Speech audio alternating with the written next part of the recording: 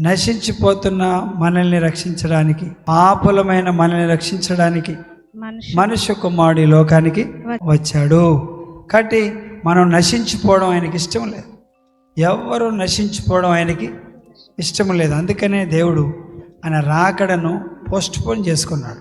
ఆయన రాకడను ఆలస్యం చేస్తున్నాడు. ఆయన త్వరగా వస్తే నరకానికి వెళ్ళిపోతాం కాబట్టి ఆయన ఏం చేస్తున్నాడు? ఆలస్యం చేస్తున్నాడు. కాబట్టి దయచేసి దాన్ని అంటే ఆలస్యం చేస్తూ ఉన్న కొలది మనం ఏం చేస్తున్నాం? రక్షించబడ్డానికి ఆలస్యం చేస్తున్నాం. ఎప్పుడేం వచ్చింది? ఇప్పుడేం తొందర?